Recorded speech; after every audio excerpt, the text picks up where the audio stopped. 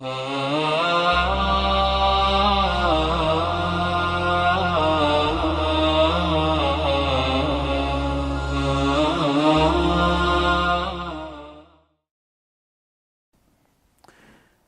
alaikum wa rahmatullahi wa barakatuh. This is Imam Zia recording for Quran Weekly. Alhamdulillah wa salatu wa salamu ala Rasulillah.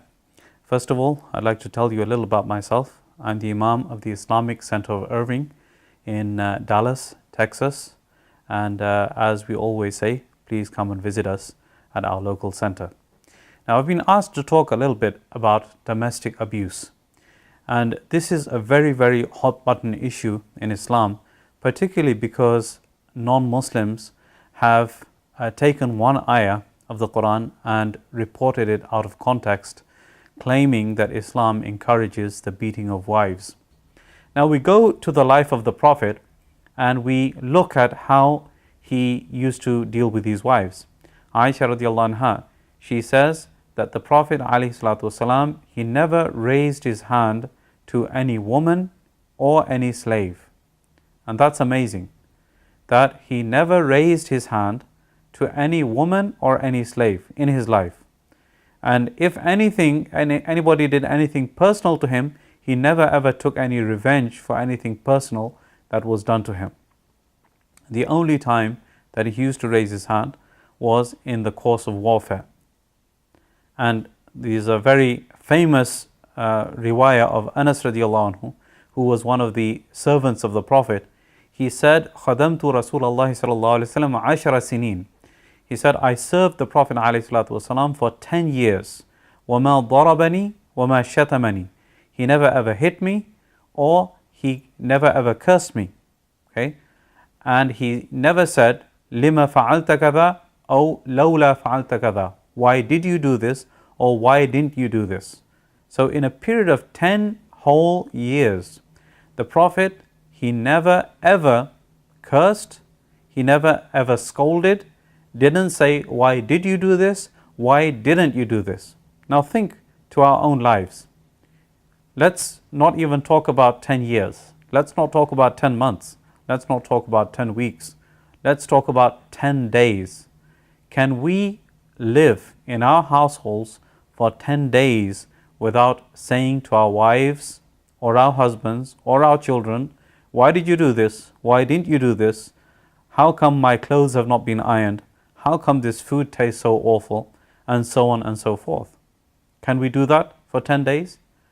Now look at the patience of the Prophet, that for 10 years he never even said one word of disapproval to his servant Anas radiallahu ta'ala anhu. Just imagine how patient he was and how much patience is required to get that kind of composure and have that kind of compassion. Now this is the one that we are supposed to be following. And like I said already, the Prophet never raised his hand to any servant or any of his wives. Never ever did it. And the Prophet ﷺ he said that the best of you are the best to their wives. وَأَنَا خَيْرُكُمْ لِأَهْلِي. And I am the best of you to my wives, to my families. So we follow in the footsteps of the Prophet ﷺ, and remember the Prophet also he advised us in very, very clear terms, فَاتَّقُوا اللَّهَ فِي النِّسَاءِ. Fear Allah subhanahu wa ta'ala in the matter of women. Fear Allah subhanahu wa ta'ala in the matter of women. And this is something that we should not take lightly.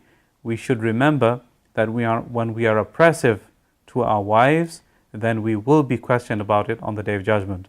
Today, because they are weaker than us, they cannot take revenge.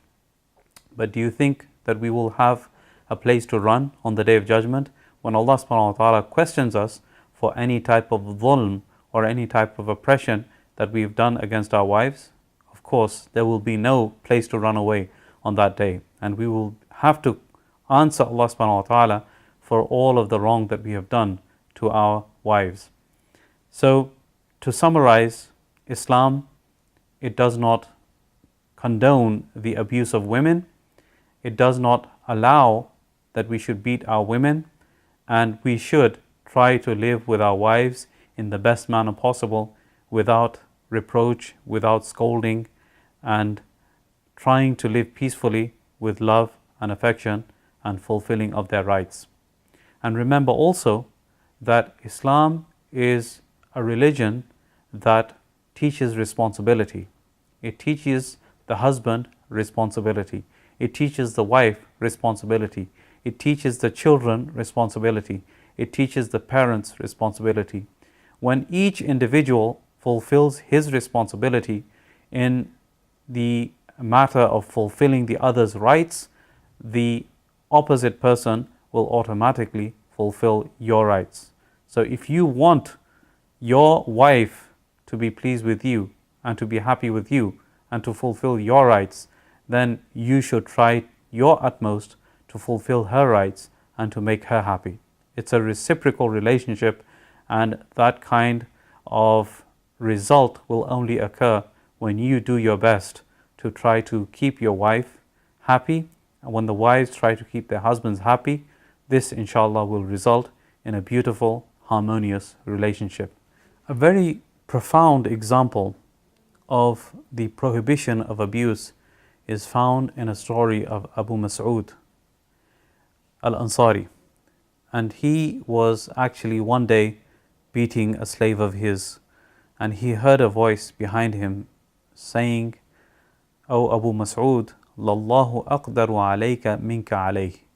That Allah subhanahu wa ta'ala, He has more power over you than you have over him.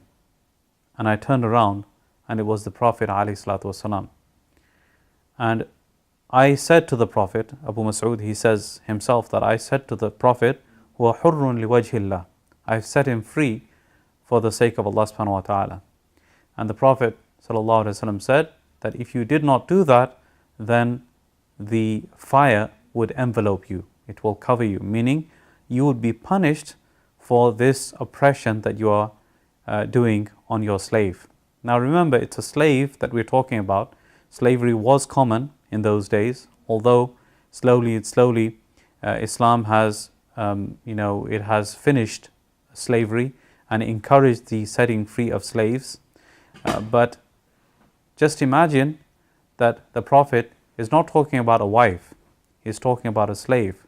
So just imagine how the Prophet would have reacted if he had seen a person doing the same thing to his wife. So this is again a very, very important example for us to understand how we need to avoid abusing our subordinates, particularly the women that are under us. I pray that Allah subhanahu wa ta'ala gives me and you all the understanding and the tawfiq to practice what has been said and heard. Sorry about that.